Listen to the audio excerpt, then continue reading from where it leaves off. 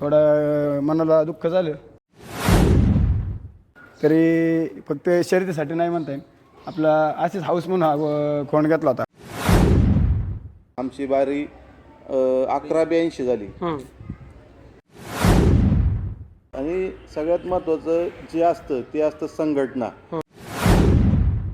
शिंग वरती गेल्यानंतरच मोडलं त्याचं.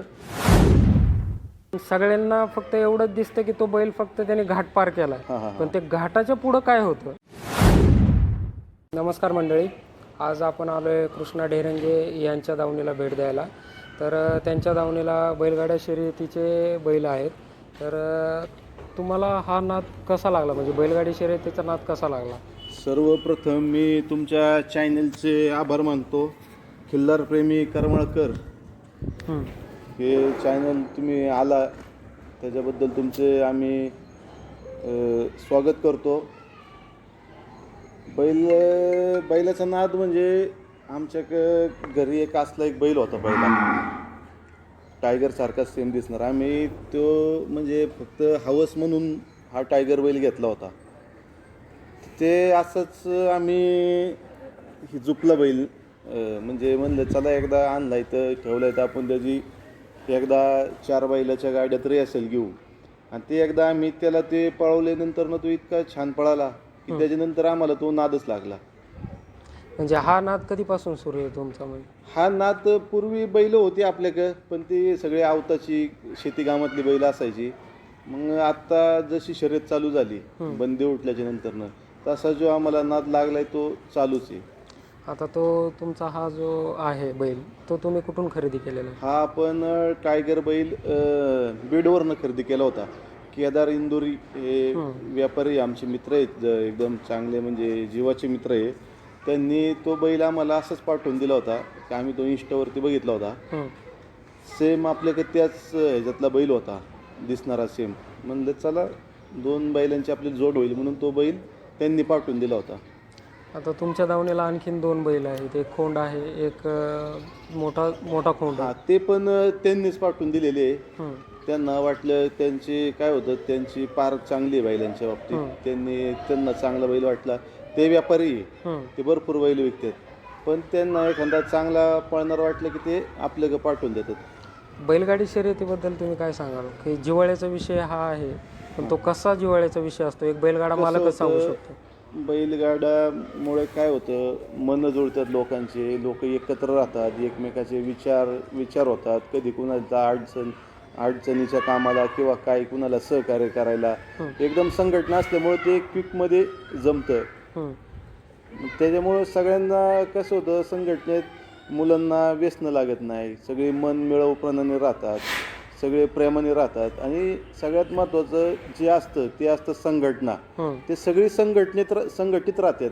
त्याला हे आता बैलगाडी शर्यतीत जर बैल तुम्ही घाटातून सोडला तर त्या बैलाला दावं नसतं, बैल डायरेक्ट मोकळा असतो. पण सगळ्यांना फक्त एवढंच दिसतं की तो बैल फक्त त्याने घाट पार केला, पण ते घाटाच्या पुढं काय होतं, ते काय असतं? घाटाच्या पुढं काय होतं, वरती हे असतं त्याला कंपाऊंड असतं घाटाच्या वरती. तर ते बैल काय होतं, बैलांना पण आता ती सवय लागलेली असते.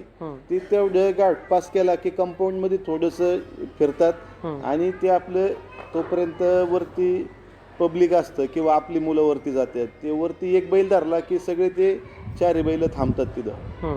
म्हणजे बैल तिथं कंट्रोल करणं पण सोपी गोष्ट नाहीये. आणि ते काय होतं, बैलांना सवय लागून गेलेत. त्या बैलांना माहिती झालेली आहे आपल्याला काम काय, इथनं पळायचंय आणि इथून वरती गेलो आपल्याला थांबायचंय, असं हे बैलांना सवय लागून गेलेलं आहे.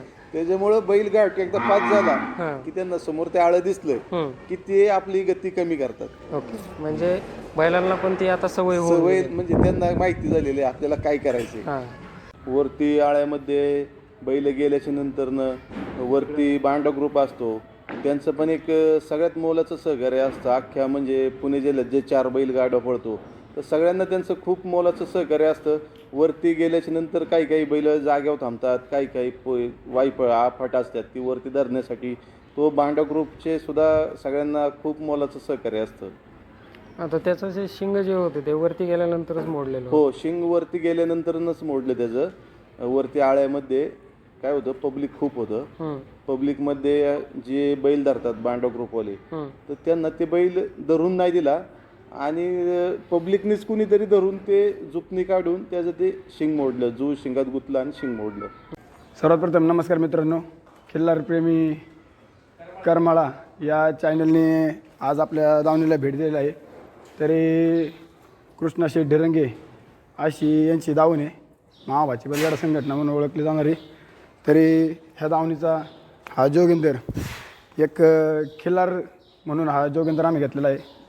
एक त्याचं दिसण्याचा दृष्टिकोन वगैरे दिसायला जरा खूप सुंदर दिसतोय, अशा प्रकारे म्हणून हा जोगिंदर घेतला आहे मी. अजून लहान आज 15 महिन्याचा खोंड असं ना, तर अजून याला सराव वगैरे काय नाही दिलेला. आणि बघू अजून याची काही कामगिरी राहून आम्हाला बघायची. तरी हा हरण्या अतिशय मार्का बैला, हा पण आम्ही आत्ता नवीनच घेतलेला आहे. एक 3 महिने झाला असं बैल घेऊन. बैलाचं राग हा बैलाला खूप आहे. ह्याच्यात हाच दृष्टिकोन आम्ही हा बैल घेतलेला आहे. केदार इंदुरींच्या गाडीतून हा बैल घेतलेला आहे आम्ही पण. आणि एकदा ह्याला ट्रायल वगैरे दिलेली आम्ही, तरी थोडा मनासारखा पडलेला आहे. अजून याला बघू आम्ही पब्लिक वगैरे घाटात भरलेल्या घाटात झुपणार आहे. बघू आता काय कामगिरी करेन तशी. आणि हा आमच्या दावणीचा हुकुमी अक्का म्हणा थोडक्यात टायगर. तर या टायगर हा आम्ही पण एक 1.5 वर्षापूर्वी त्यांच्याच गाडीतून घेतला होता. तरी फक्त शर्यतीसाठी नाही म्हणता येईल, आपला असेच हाऊस म्हणून हा खोंड घेतला होता. तेव्हा म्हणजे 2 दात होता. आणि आता स्वप्नात पण वाटत नव्हतं की हा आम्हाला पुणे जिल्ह्याला नाव लावून देईन म्हणून, पण बैलांनी जिद्द ठेवली, करून दाखवले. बैल म्हणजे आता त्या दिवशी पण निमगावच्या घाटात 1 नंबर झाली. फक्त थोडा वर जाऊन शिंग मोडल्यामुळं थोडा मनाला दुःख झालं, पण आनंदाचे क्षण पण त्यांनी भरपूर ठिकाणी दिले आम्हाला. भरपूर ठिकाणी घाटाचा राजा वगैरे राहिलेला आहे.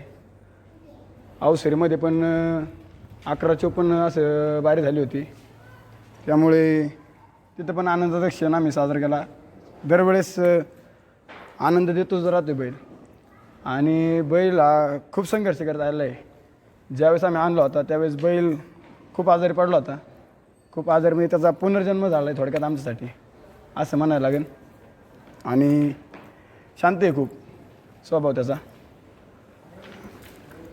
आणि ही गुढी ही अक्षय शेठ जपके यांची बांधू म्हणून ही आम्ही फक्त एक वासरांसाठी एक आपल्याकडे आणलेली आहे बांधायला. ही पण शांत स्वभावाची आहे. गुढी म्हणजे अशी एवढी हुशार आहे, गाड्यात पळवा, शेवगाडीत पळवा, कुठं पळती गुढी. फार जो अचानक अंड्याच्या मध्ये सोडली तरी पळती गुढी. खूप शांत स्वभावाची गुढी आहे. आणि अशा प्रकारे आता दादा बोलतील तुम्हाला. तरी नमस्कार.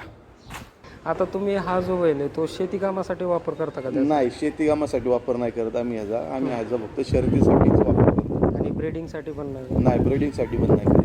फक्त बैलगाडी शर्यती. फक्त बैलगाड्या शर्यतीसाठीच वापर. आतापर्यंत त्याला तुम्ही आता कुठं कुठं पळवलेला आहे काय असं? आतापर्यंत त्याला कमीत कमी बरेच घाटात म्हणजे 2 वर्षात महिन्यात जवळजवळ 3-4 घाट 4-5 घाट करतो आम्ही. म्हणजे असे बरेच घाट बैल पळवले आपण.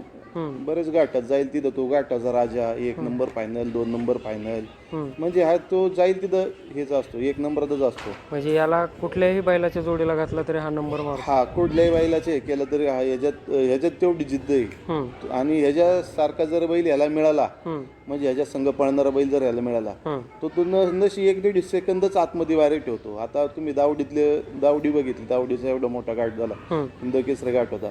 पण ते बैलाला बैल सरपंच बैल आहे लहू सातपुतेंचा, PSI लहू सातपुतेंचा. तर तो बैला संघ होता.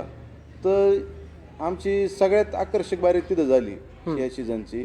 घाट 13 सेकंदाचा होता. आमची बारी 11:82 झाली. म्हणजे 1.5 सेकंद आतमध्ये बारी आली. 11:82 सगळ्या सेकंदावरती बैलगाडी क्षेत्राचा खेळ आहे. हो. ठीक आहे. तर मग तुम्ही दिलेली माहिती हे आम्हाला आज नवीनच होती की घाटाच्या वरती काय होतं. कारण घाटाच्या खाली तर सर्वांना माहिती आहे घाटातून बैल कसा पळतो. घाटाच्या वरती गेल्यानंतर तर बैलासाठी आणि त्या संघटनेच्या लोकांना काय कष्ट करावं लागतं ते तुम्ही सांगितल्याबद्दल धन्यवाद. आणि तुम्ही जी तुमच्या दावणीची माहिती दिली त्याच्याबद्दल पण धन्यवाद. हां हां